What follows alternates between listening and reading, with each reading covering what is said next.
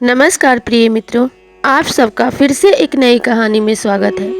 ये बहुत ही ज्ञानवर्धक और बहुत ही प्रेरणादायक कहानी है। इस कहानी को सुनने से आपको बहुत कुछ सीखने को मिलेगा। आप सबसे अनुरोध है कि इस कहानी को पूरा सुनिएगा और अपने प्रिय बंधुओं को भी जरूर सुनाइएगा, ताकि इस कहानी से वे भी पूरा लाभ उठा सके। प्रिय दर्शकों, ज्ञान तो हम सबके पास होता है, लेकिन जो ज्ञान अनुभव से प्राप्त होता है, जो ज्ञान तजुर्बे से प्राप्त होता है, वो ज्ञान हमें जीवन में ऊंचाइयों तक पहुंचाने में मदद करती है। और जो हमारे घर के बड़े बुजुर्ग होते हैं, उन्हें जीवन का इतना अनुभव हो चुका होता है कि वे हमारा सही मार्गदर्शन कर पाते हैं। इसलिए हमें अपने घर के बड़े बुजुर्गों की बात माननी चाहिए, उनका आदर करना चाहिए, उनसे सीख लेनी चाहिए। तो चलिए प्रिय मित्रों, इस बूढ़ी माँ की कहानी से आज हम एक नया अध्याय सीखते हैं। इस बूढ़ी माँ की कहानी को सुनने से आप कभी जीवन में धोखा नहीं खाएंगे। आपको कोई भी जीवन में परास्त नहीं कर पाएगा और आप भी बुढ़ापे में कष्ट नहीं उठाएंगे। आपको भी बुढ़ापे में दुखों का सामना नहीं करना पड़ेगा। तो इस बूढ़ी माँ की कहानी को ध्यान से सुनिएगा, और अगर इस चैनल पे नए हैं तो चैनल को सब्सक्राइब कीजिएगा और इस कहानी को अपने मित्रों के साथ भी जरूर शेयर कीजिएगा। तो चलिए इस कहानी को शुरू करते हैं। एक नगर में राम अवतार नाम का एक व्यक्ति रहा करता था। वह बहुत गरीब था। वह खेतों में मेहनत मजदूरी किया करता था। राम अवतार हर काम को बड़े ही मन लगाकर और लगन से किया करता था। धीरे धीरे इसी तरीके से समय बीतने लगा। राम अवतार को इस बात की चिंता थी कि उसके पास कोई भी घर या मकान नहीं है। वह एक झोपड़ी में रहा करता था और अपना इतना सारा समय इस झोपड़ी में ही उसने व्यतीत किया था। लेकिन वह यह सोचने लगा कि जब वह शादी करेगा तो उसकी पत्नी कहाँ आकर रहेगी। और इसी तरीके से सोचते हुए उसने मन में यह विचार किया कि वह अब इस झोपड़ी में नहीं रहेगा। वह मेहनत मजदूरी करके अपने लिए एक पक्का मकान बनवाएगा। अगर पक्का मकान नहीं बनवा पाया तो अपने लिए एक मिट्टी का मकान ही बनवा लेगा। लेकिन इस झोपड़ी से उसे बाहर निकलना होगा, क्योंकि शादी होने के बाद उसकी संतान भी होगी, जिसे सुखी जीवन देना उसका परम कर्तव्य है। यही मन में विचार करते हुए उसने मेहनत मजदूरी करना आरंभ कर दिया और पहले से कई गुना ज़्यादा मेहनत करने लगा और बड़े ही लगन से मन लगा के काम करने लगा। एक दिन राम अवतार खेतों में काम कर रहा था। तभी उस गांव के मंदिर का पुजारी वहां से गुजर रहा था। उसने राम अवतार को देखा तो राम अवतार से पूछा कि राम अवतार कैसे हो। तब राम अवतार ने पंडित जी को प्रणाम किया और कहा कि मैं ठीक हूँ, आप कैसे हैं। तो पंडित जी ने जवाब दिया कि मैं भी ठीक हूँ। पंडित जी ने कहा कि अकेले जीवन कब तक काटोगे, तुम्हें अब विवाह कर लेना चाहिए। इस पर राम अवतार ने जवाब दिया कि पंडित जी, मैं भी विवाह करना चाहता हूँ, लेकिन अभी तक मेरे लिए कोई रिश्ता नहीं आया है। गरीब के लिए रिश्ता भला कौन लाता है। अगर आपकी मेहरबानी होगी तो मेरा विवाह अवश्य ही हो जाएगा। पंडित जी ने कहा, बगल के ही गांव में सीता नाम की एक बहुत ही गुणी लड़की रहती है। वह भी एक गरीब परिवार से संबंध रखती है, इसलिए वो लोग सीता की शादी तुमसे अवश्य ही करने के लिए तैयार हो जाएंगे और वह तुम्हारे लिए एक अच्छी पत्नी साबित होगी। मैं कल ही तुम्हारे रिश्ते की बात चलाता हूँ। पंडित जी इतना कहकर वहाँ से चले गए। अब तो राम अवतार की खुशी का ठिकाना नहीं था। वह तरह तरह के ख्वाब अपने मन में सजाने लगा। यह सोचने लगा कि पत्नी आएगी, उसके लिए खाना बनाएगी, उसका सारा काम करेगी, तो उसे घर की इतनी ज़्यादा चिंता नहीं सताएगी। वह अपने बाहर के कामों पे और ज़्यादा ध्यान दे पाएगा और अधिक धन कमा पाएगा। वह अपने बच्चों के लिए भी अच्छी अच्छी चीज़ें ला पाएगा। पंडित जी ने राम अवतार की शादी की बात चलाई और महीने दिन के भीतर ही राम अवतार की शादी सीता से हो गई। अब राम अवतार बहुत ही ज़्यादा खुश था। सीता उसके घर में लक्ष्मी की तरह साबित हुई। उसने अपने पति का सारा घर संसार बहुत ही अच्छे से संभाल लिया। बहुत ही निपुण तरीके से वह अपने सारे घर के कामों को किया करती थी। वह गरीबी में ही सारा सुख देखती और अपने पति का बहुत ही अच्छे से ध्यान रखती। हर सुख दुख में उसका साथ निभाती, हर एक काम में ही उसका हाथ बटाने लगी थी। अब सीता और राम अवतार दोनों ही खेतों के कामों में मिलजुल के काम किया करते थे। मेहनत मजदूरी करने भी वो दोनों साथ साथ जाया करते थे। साथ साथ घर लौट के आते तो घर का काम भी वे साथ साथ किया करते थे। दोनों पति पत्नी की इस जुगलबंदी से घर को स्वर्ग बनते देर नहीं लगी। वे दोनों बड़े ही आराम से अपना जीवन यापन करने लगे। इसी तरीके से समय बीतने लगा। थोड़े दिनों बाद राम अवतार को इस बात का दुख सताने लगा कि शादी को इतने दिन बीत गए हैं, लेकिन अभी तक उसकी कोई संतान नहीं है। जीवन चाहे जितना भी सुखमय हो, अगर किसी व्यक्ति को संतान का दुख सताने लगे तो उसके सामने सारे सुख व्यर्थ साबित हो जाते हैं। सारे सुख फीके लगने लगते हैं, क्योंकि इस दुनिया में माता पिता के लिए संतान से बड़ा कोई सुख नहीं होता है। अब राम अवतार दुखी रहने लगा था। सीता भी दुखी रहने लगी थी। हर पल वह यही कोशिश में लगी रहती कि किसी तरीके से उसे एक पुत्र की प्राप्ति हो जाए या फिर एक पुत्री की प्राप्ति हो जाए, क्योंकि अब संतान के बिना उनका जीवन बहुत ही ज़्यादा सूना हो गया है।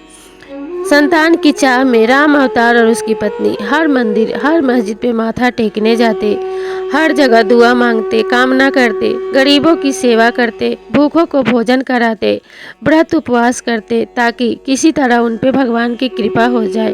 धीरे धीरे इसी तरीके से समय बीतने लगा और एक दिन राम अवतार की पत्नी सीता ने राम अवतार को यह खुशखबरी सुनाई कि वह माँ बनने वाली है। अब तो राम अवतार की खुशी का ठिकाना न रहा। जो वह चाहता था उसकी मनोकामना भगवान ने पूरी कर दी थी। अब दोनों खुशी खुशी एक दूसरे के साथ अपना सुख दुख बांटने लगे और उस दिन का इंतजार करने लगे कि किस दिन उसके आंगन में पुत्र या पुत्री खेलेगी। वह दिन जल्दी ही आने वाला था। 9वें महीने में सीता ने एक सुंदर पुत्र को जन्म दिया।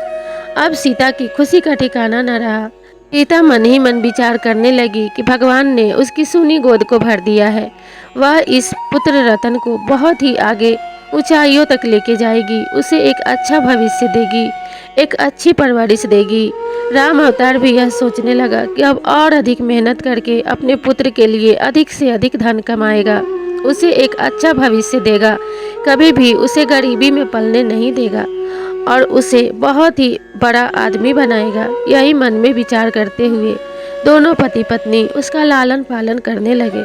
धीरे धीरे राम अवतार का पुत्र बड़ा होने लगा। देखते देखते राम अवतार का और सीता का पुत्र 5 वर्ष का हो गया। उन्होंने उसे एक अच्छे स्कूल में दाखिला दिला दिया। अब वह नित्य प्रति स्कूल को जाया करता और विद्या ग्रहण करके घर को लौटता। इसी तरीके से कुछ वर्ष बीत जाते हैं और राम अवतार और सीता का लड़का 12 वर्ष का हो जाता है। राम अवतार और सीता अपने बेटे को बड़े होते हुए देख बहुत ही प्रसन्न होते।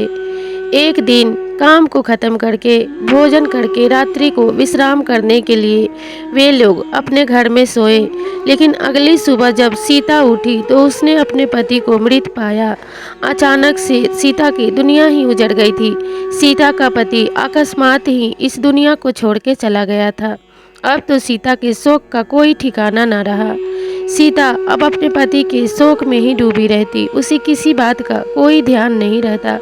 ना तो उसे अपने पुत्र की चिंता थी, ना तो उसे अपने भोजन की चिंता थी। उसने अपना सुध बुद्धि खो दिया था। उसे बिल्कुल भी किसी बात की कोई चिंता नहीं थी। जब सीता के पुत्र ने अपने माँ को ऐसे बेसुध देखा तो वह भी इस बात की तरफ ज़्यादा ध्यान नहीं देता था और अपने माँ से बिना पूछे ही अपने यार दोस्तों के साथ खेलने निकल जाता। दिन दिन भर खेलता रहता, इधर उधर भटकता रहता और सीता को भी इस बात की परवाह नहीं रहती थी कि उसका पुत्र कहाँ है। धीरे धीरे 1 वर्ष बीत गए और सीता के बेटे में अब बहुत बदलाव आ गया था। वह पहले से बहुत ही ज़्यादा बदतमीज भी हो गया था। अब वह अपनी माँ की बातें सुनना भी पसंद नहीं करता। धीरे धीरे जब सीता ने होश संभाला तो उसे इस बात का भान हुआ कि वह अपने पति के शोक में इतना खो गई थी कि उसने अपने पुत्र की तरफ तो ध्यान ही नहीं दिया, जिसकी वजह से उसका पुत्र बिगड़ चुका है। अब सीता ने हिम्मत करके फिर से अपनी गृहस्थी संभाल ली और अपने घर के कामकाज में जुट गई। वह फिर से खेतों में काम करने लगी और अपने पुत्र की देख रेख करने लगी, लेकिन सीता का पुत्र अब उसकी बात नहीं सुनता था। सीता ने हिम्मत नहीं हारी और मेहनत मजदूरी करती रही, अपने पुत्र को प्यार दुलार करती रही। धीरे धीरे सीता का पुत्र भी पहले से अपने सही रास्ते पे आने लगा और अपनी माँ की बातें सुनने लगा। एक दिन अपने दोस्तों के साथ खेलते हुए सीता के पुत्र का पैर टूट गया, जिसे देखकर सीता बहुत ज़्यादा चिंतित हो गई और उसे एक वैद्य के पास लेके गई। वैद्य ने कहा कि तुम्हारे बेटे का पैर बहुत बुरी तरह से टूटा है और इसे ठीक करने के लिए बहुत सारे धन की आवश्यकता पड़ेगी। इस प्रकार की बात जब सीता ने सुनी तो उसने कहा, मेरे पास तो कोई धन नहीं है, मेरा धन तो सिर्फ मेरा पुत्र ही है, लेकिन थोड़ा सा धन मैंने इसके भविष्य के लिए सुरक्षित करके रखा है, वह मैं आपको दे दूंगी। आप मेरे पुत्र को अच्छा कर दो, क्योंकि मेरा धन मेरे पुत्र के लिए ही है। अगर मेरा पुत्र ही सही नहीं रहेगा तो मैं इस धन का भी क्या करूंगी। और सीता ने जो धन बचा के रखा था वह धन उस वैद्य को लाके दे दिया और अपने गले से सोने का वह हार भी उतार के दे दिया, जो कि उसके पति की आखिरी निशानी थी। और उसके फलस्वरूप वैद्य ने उसके पुत्र का इलाज किया और थोड़े ही दिनों में उसका पुत्र पहले की भांति ठीक हो गया। अब सीता का पुत्र बड़ा हो गया था, उसने अपनी पढ़ाई भी पूरी कर ली थी। तब सीता ने अपने पुत्र का विवाह कर दिया। सीता का पुत्र विवाह करके अपनी गृहस्थी में रम गया। वो अपनी पत्नी के साथ खुश रहने लगा। उसे एक अच्छी नौकरी भी मिल गई थी। अब सीता का भी खुशी बहुत ही कई गुना बढ़ गई थी। सीता भी इस बात से प्रसन्न थी कि उसके घर में एक बहू आ गई है जो कि उसकी घर गृहस्थी को संभालेगी। और अब उसका पुत्र भी नौकरी करने लगा है, जिससे उसे धन की भी कोई चिंता नहीं है। अब उसके आंगन में पोते पोतियां खेलेंगी और सीता का बुढ़ापा बड़े ही आराम से कट के जाएगा। यही सोचकर सीता बहुत ज़्यादा प्रसन्न रहने लगी। लेकिन सीता अब बूढ़ी हो चुकी थी और उसके आंखों से रात्रि में कुछ भी दिखाई नहीं देता। सीता जब भी रात को सोकर उठती या नींद में जब भी जाग जाती और उसे प्यास लगती तो वह इस प्रकार से आवाज़ लगाती कि कोई मुझे पानी पिला दो, मुझे बहुत ज़्यादा प्यास लगी है। जब सीता की बहू यह बात सुनती तो उठकर आती और अपने सास को पानी पिलाती। इसी तरीके से बहुत समय बीत गया। रोज रोज का ऐसा ही नाटक देखकर सीता की बहू बहुत परेशान हो गई और यह सोचने लगी कि इस बुढ़िया का तो रोज का यही नाटक है, न खुद सोती है और न मुझे सोने देती है। इस तरीके से तो मेरा जीवन नरक बन जाएगा। मुझे इस बुढ़िया का कुछ न कुछ तो करना होगा। यही मन में विचार करते हुए वह दिन भर विचारों में डूबी हुई थी। तभी उसका पति शाम को काम से लौटकर वापस आया। अपने पति के वापस आते ही वह अपने पति के कान भरने लगी और कहने लगी कि आपकी माँ मुझे बिल्कुल भी पसंद नहीं करती। वह मुझे गालियाँ देती है, वह मेरे ऊपर अत्याचार करती है। अब मैं इस घर में नहीं रह सकती। आप मुझे कहीं और लेके चलो, नहीं तो मैं अपनी जान दे दूंगी। अपने पत्नी की इस प्रकार की बातें सुनकर सीता के पुत्र ने भी अपने पत्नी का विश्वास कर लिया और अपने पत्नी के साथ बाहर जाने के लिए राजी हो गया। और उसने अपने माँ का घर माँ से बिना कुछ पूछे, माँ से बिना कुछ जाने, माँ को दोषी ठहराकर उस घर को छोड़ दिया और दूर जाकर किराए का मकान लेकर रहने लगा। लेकिन जहाँ पे उसने किराए का मकान लिया था उसका किराया बहुत ही ज़्यादा महंगा था और उसकी पत्नी तो अब बहुत ही ज़्यादा खर्चे करने लगी थी। उसे ऐसा लगने लगा था कि मेरा पति इतना अच्छा नौकरी करता है और हमारे पास कोई ज़्यादा खर्चा नहीं है, हम दो पति पत्नी का खर्चा ही कितना आएगा। यह सोचकर वह फालतू पैसे उड़ाने लगी थी। रोज़ नए नए पकवानों की फरमाइश अपने पति से किया करती, नए नए कपड़ों की फरमाइश करती, नई नई चीज़ें मांगती, जिससे उन दोनों के बहुत सारे फालतू पैसे खर्च होने लगे और वे लोग धीरे धीरे पैसे उड़ाते चले गए, जिससे कि उनके सारे पैसे खत्म हो गए। अब तो राम अवतार का पुत्र और सीता का पुत्र पहले से काफ़ी ज़्यादा चिड़चिड़ा और गुस्सैल हो गया, क्योंकि जब इंसान के पास पैसे नहीं होते हैं तो उसकी बुद्धि काम करना बंद कर देती है और वह इंसान और ज़्यादा क्रोध करने लगता है। इसी प्रकार से सीता का पुत्र भी हर किसी पे क्रोध करने लगा, जिसके कारण उसे उसके नौकरी से निकाल दिया गया। अब तो वह बेरोजगार होकर अपने घर पे बैठ गया। 2-4 पैसे जो उसने बचा के रखे थे वह धीरे धीरे खत्म हो गए। उनके घर का राशन पानी भी खत्म हो गया। ऐसा माना जाता है कि अगर हम बैठकर खाने लगे तो कुबेर का खजाना भी समाप्त होते देर नहीं लगती, तो घर का राशन भला कितने दिनों तक टिक पाएगा। इसी तरीके से वे लोग दाने दाने के लिए मोहताज हो गए और अब उनके घर में खाने के लिए अन्न का एक दाना भी नहीं था। 2 से 4 दिन तक भूखे तो उन्होंने गुजार लिए, पानी पीकर गुजार लिए, लेकिन अब उनसे भूख बर्दाश्त नहीं हो रही थी।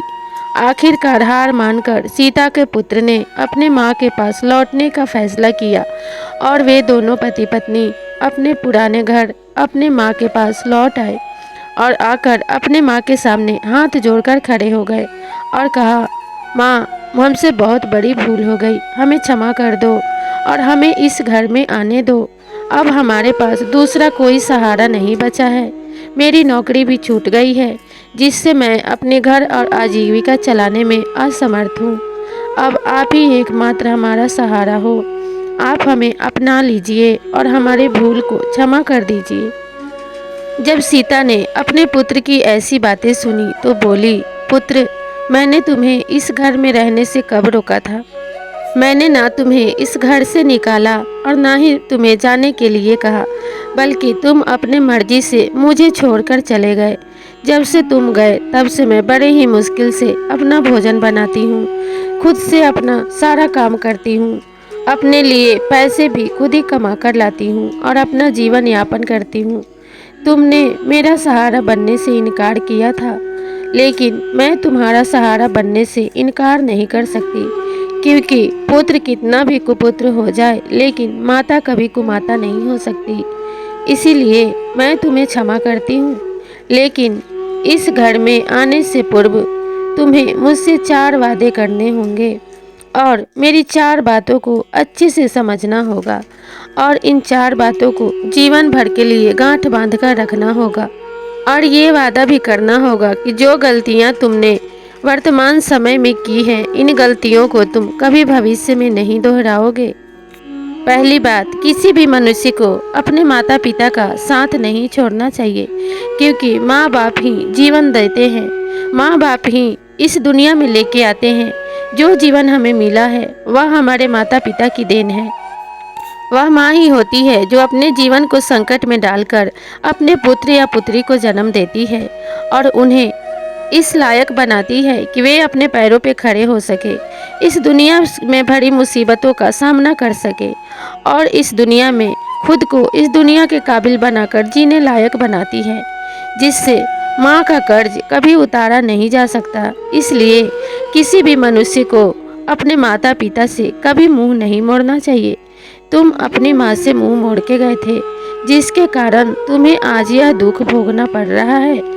तुम्हारे जाने के पश्चात मैंने जितने आंसू बहाए, उन्हीं आंसुओं का भार तुम्हारे ऊपर दुख बन के पड़ा है।